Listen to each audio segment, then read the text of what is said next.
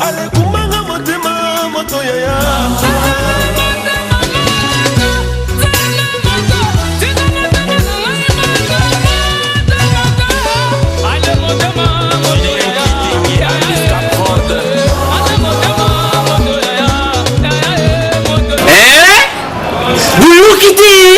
Buguyoka kaka Kisasa Nabiso Kin eleki partout KNB Kinshasa Nabiso Kin eleki partout Kisasa eleki partout mikolo neza bino pardon Jima sala ilo karatakate Yana benga gayo Jima mukende Umela Bana kin Kebana jago zape So kute nango KNB Telema KNB Telema Kinshasa eleki partout Jimi mukendi Umela KNB ko zape te so kuta nango check ovandi Mboti bakino pe bienvenue na magazine na bino pour préférer KNB Kinshasa na biso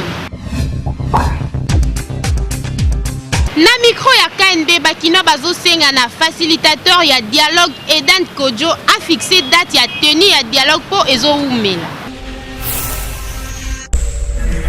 ça et l'équipe partout tout le monde Nicolas l'équipe facilitateur ya dialogue Edem Kodjo a sengaki na deux parties ya majorité pe opposition ba pe sa liste ya comité préparatoire na bango tomoni côté UDPS ba bobusaki de liste na bango pe batikaki yango pe côté ya majorité batikaki liste na bango yako kama ezaka banda ba déposer ba liste wana tisiko date ya dialogue ezo yebana te yango bakina ba réagir omoni ke tozana droit ya koyeba date ya dialogue et mingi bazo selango donc le gouvernement doit tenir que dialogue est salama. Bisopé, tout ça derrière le gouvernement. Mais bah c'est date fixe. Parce que moi au besoin étranger besoin qu'il y a. Et ce que besoin y a date fixe. Même besoin d'intérêt du pays. Besoin qu'il y a date. Même à Wapé la carte capitale. Mi besoin qu'on ignorait. C'est que gouvernement même des condos. À ça là tout, bah c'est date y a sûr pour que le peuple congolais à côté na muzino na makamango. Concernant date dialogue pour le moment, il y a un blocage moko ezana parce que jusque là toujours comprendre de Dem Kodjo à l'écran TV à ça la biso communiqué officiel. En tout cas nous c'est planning biso à congolais que date wana y a le plus rapidement possible. Parce que nous allons on dirait tous allez à couteau tiré biso na biso kaka. Boyo kanezalité hein kitoko te. Alors unité il faut ezala kat na biso mais pour unité wana ezala date à dialogue on va préciser le plus rapidement possible mais on va le dialogue surtout et à l'appliquer ce bâti en application né en fait ça biso ese bolandi ndenge bakina bapesi ba point de vue na bango biso pe na KNB na mpuso to kosenga na Edem Kodjo apesa date ya dialogue oyo parce que tant asenga ki demande ya ba liste comité préparatoire yebana ki donc date pe ya dialogue esengeli yebana Kinshasa eleki partout Belé ba koma na comportement ya ko augmenter ba frais scolaires na ndenge na bango moko pona kolia ba parents mbongo na micro ya KNB boyo ka ndenge ba parents ba déplorer comportement wana. La conjoncture actuelle, le salaire est vraiment médiocre. Papa belé malgré cela, bazondi ba kotangisa ba na bango na ba condition wana. Okomona papa osala musala moko vraiment minable. Pourquoi asangisa a foutu là-bas en classe mais bana par contre bazali ko linga ko s'associer na ba parents na bango te pour que ba faciliter ba parents na bango tâche pour que ba foutu la bango minerval ndenge sengeli ba nebele. Ba ko bakisa minerval na o école sengi par exemple école ba ko senga minerval 25 000 au mona bakisi minerval peut-être 70 000. Yango tokiti na terrain avenue de la Libération ex 24 novembre tozo bavia bakino. Bana sikoyo baza bala moko mabe. Pona na école basengi $50 ya yeko senga 100. Ce que pesi 100 wana au lieu pas que ndoko futa 100 ko futa 50 to basenga ki ake futa 30. Tango école ba komi ko benga na ye na classe kuna le akomi susu ko ya ko senga su ba parents. Ya ona ro pesa conseil na bino bana classe.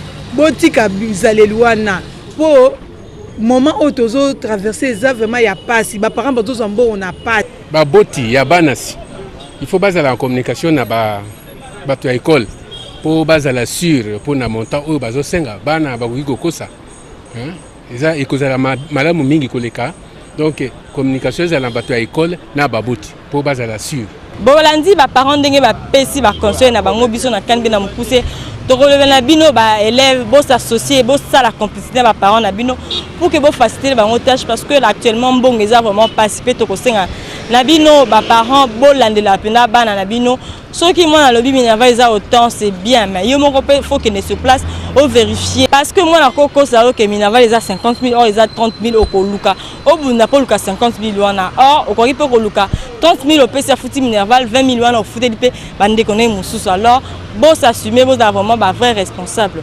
Kinshasa et l'équipe partout. Lelo micro ya KNB tambola kina ville Kinshasa pona kotuna bakino soki mwasi ya koli age pusani eke abalite soki koiko za la sujet ya moquerie pona e. Kinshasa et l'équipe partout lelo magazine bino kiti na commune ya Lingwala.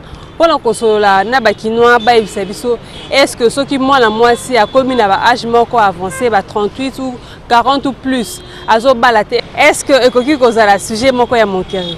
Non, eza sujet te libala eutaki pa nzambe nzambe nde mutu apesaka libala eza sujet te babando finga epo tana ye mpe nano ekoki te toomona bamama ebele bana ba 50 bazobala aboti après kobota badivorce na mobala oyo okuta na mobali mosusu abali donc eza makambo ya nzambe bon quelque part ya sujet te kobala mosusu ezala mso akuta mpe na mobali moko boye mso akuta baproblème moko oyo ezaki esala epasi na vie na ye oya mpe basi mosusu okuta mpe olinga mpe mwasi bovivra bien en promoteur na obala yo boye boye un moment donné okomi na mbongo boye ye lisusu te obiki mwasi mosusu bashoke na mpe etikala na bango so tika bon akodeside mpe na obala mpe soute na vie na abandi boye eza mpe ma sujet ma ya kolobela te na quartier te eza sujet moquerie te ya sujet moquerie te mais soko moni mwana azobala te faut komema kati na Yesu mpo nzambe moto apesaka libala bakinoa bapesi ba point de vue na bango mais biso na KNB tokoloba ke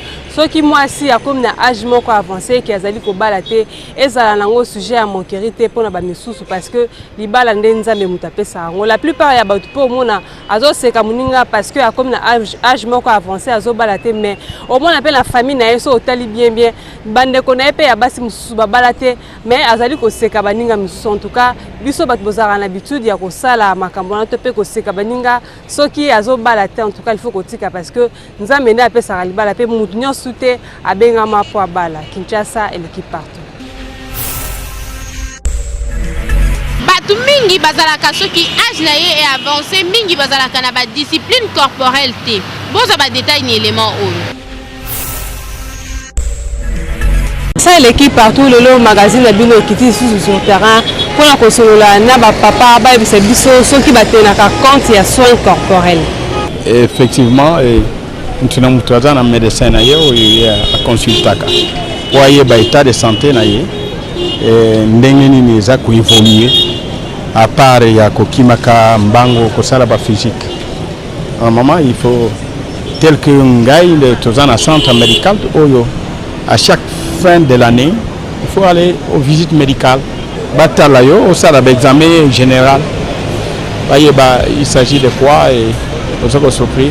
Bon, baoyo basala kate na ko conseiller bango vraiment na ba âge de komi bazala na ba médecin oyo baza ko landela bango. Muto ya la évolution ya soins santé na ye. C'est bon. Ngai bon, na sala rangote. Il n'y a pas une raison parce que je suis limité quoi. Na sala ba soins corporels parce qu'il n'y a pas de moyens financiers. Il faut avoir de l'argent. Bon, si on n'a pas ça, aucun moment de médecin de l'Union. Il faut ça normalement, mais on est limité. On a un sport, on a un âge, on a comme les gens privés, on a papa bapesi ba point de vue na bango na micro na biso ya KNB mais biso to kosenga juste na ba papa pe ba maman oyo ba komi na ba âge moko avancé il faut kozala na habitude donc kozwa soin ya nzoto na bino il faut kokenda pas médecin ezala obligatoire te okende pa ya médecin mo ya munene to pe na hôpital mo ya munene mais ata ba docteur na biso ya mike bazala bango belé il faut kokende olandela soin ya nzoto na yo papa mosusu tomona basalaka bakimaka bambangu kosala sport eza mabe te mais ntango ozosala sport wana est médecin nde arecommande yo yango bamosusu omona peut-être ozalaka problème ya cœur oyo oyebi te okenda koconsulte médecin te mais ntango yo ozokima mbangu wana okoki kokweya ekomemelo baproblème ebele en tout cas il faut kozala na habitude ya kolandela soin ya nzoto na bino pour que bokweya te to mpe bozwa bamaladi ebelebele te Kinshasa eleki partout.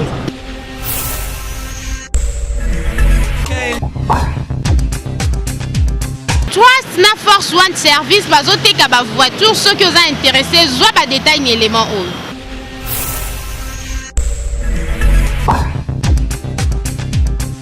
Batu mingi bazalaka na bizaleli soki avandaki ensemble na muninga eke muninga se déplacer kaka mwa muke akotikala na sima kopupola muninga to ebite soki ezalaka nini boyo ka bakinoa ndenge ba réagir na micro ya KNB.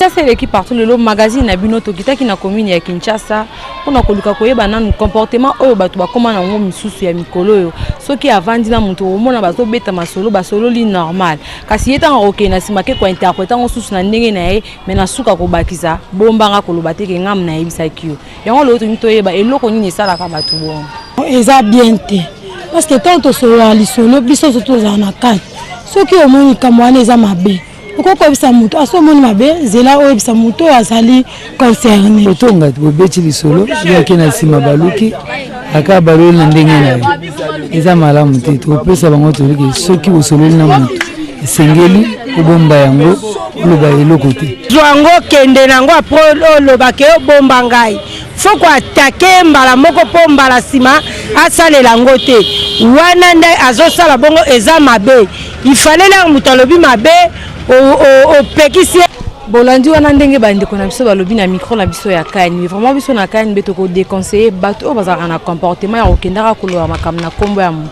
soko moni ke bazoloba mabe na kombo ya mutu sur place yo zawana c'est mieux kuto conseiller bango soit baloba mabe te na kombo na ye soit omoni pe ko participer na yo te boya na koloba ke okende koloba makambo na ndenge na yo pour interprétation na yo ko lamba mape susu na ndenge mususu po eluka créer ka ba problème après na simo koloba ba bomba ba ko bomba o te faut ba bimisa parce que yo ndo daki rapporter ya okende komema makambo bato Kinshasa et l'équipe partout.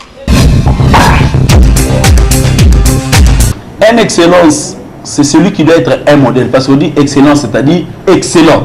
Mais malheureusement, le ministre de la République n'est pas l'habitude de se comporter le rôle à l'homme de la rue. Au point que toujours il y a sur la différence entre la rue et l'excellence.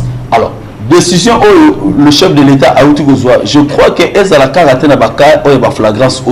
Mais même pour le langage, parce que tu vois quelqu'un qui est ministre de la République, mais le langage au hasard retenu sur la place publique, ça n'a rien à voir avec une excellence. D'où, même comme un mythe, il fallait pour certaines fonctions dans notre pays.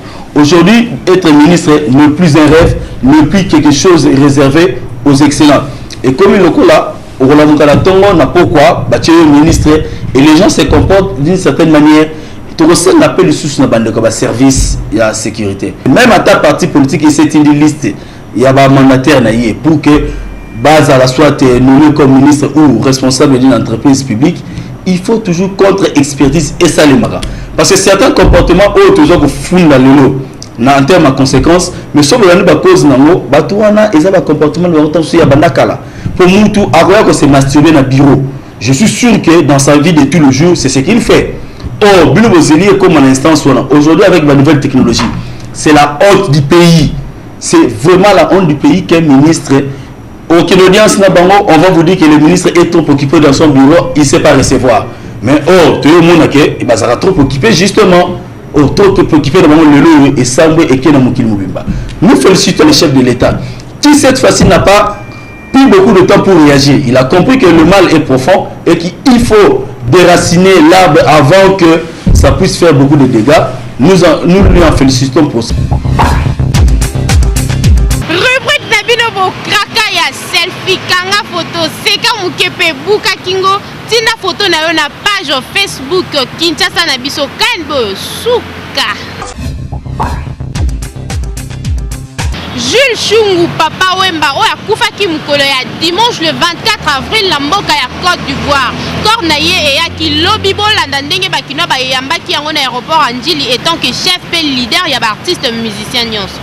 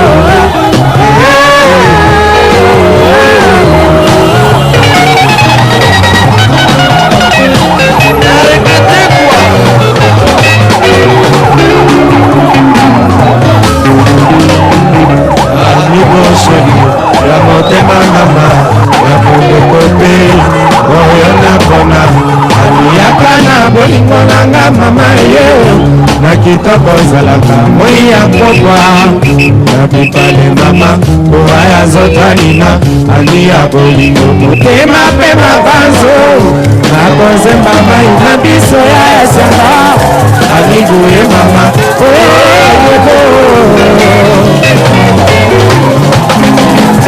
oba moto nayebi epesaka motema te aliloba na mama loba nazala lokola mopaya ndase ya mbula olokone lamalanga ye lamalanga me olalanga jo aniboya sharie aniboya nanga aniboya sharie aniboya nanga soki olinginga olokone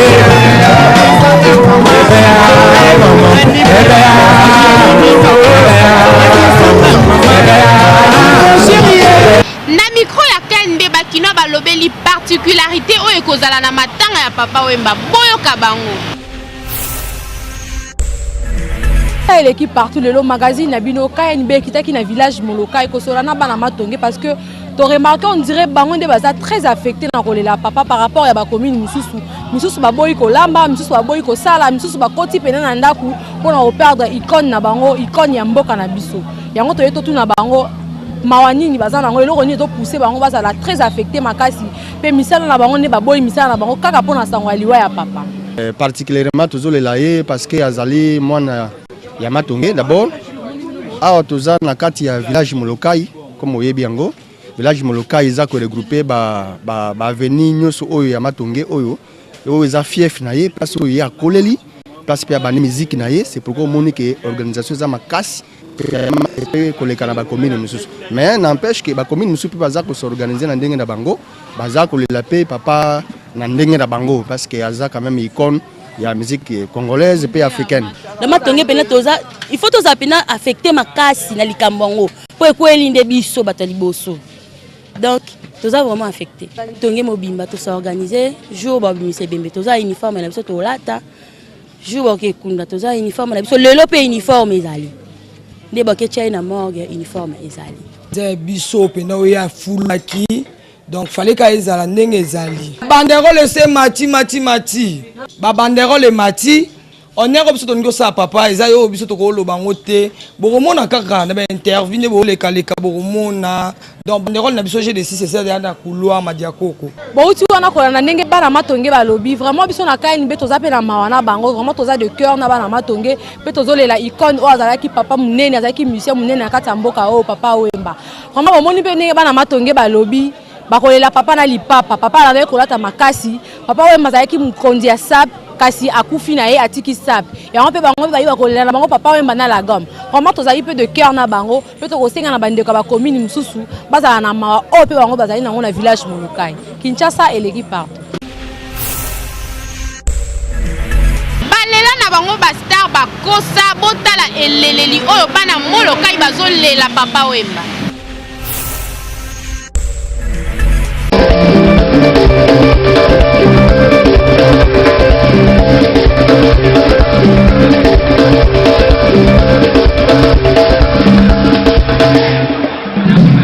Kinshasa et l'équipe partout, le sous qui est na terrain na commune Lingwala. Pendant que vous avez bakinois ba ita biso papa mbata ke icône ya forme pe ya musique bakinois ba ko lela ndenge nini. Poto de façon nyo se pose ki artiste ou bato bane ko sipiana ye wa de rumba ba ko lela na sap ba ko lela na kimia il est bien et na ba façon nyo sommet beaucoup plus art na ye ya musique ya on aime te propulser qui au devant de la scène.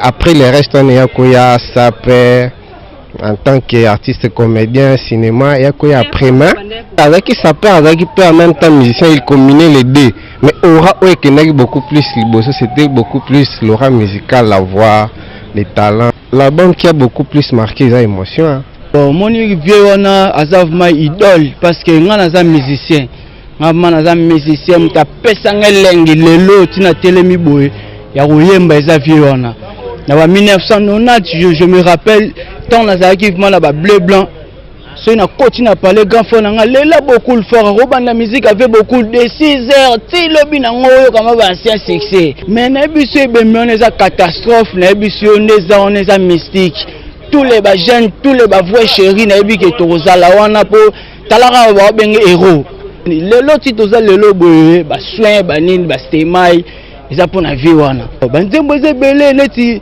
biloko ezebele neti biloko nga mama nana yakata tangwana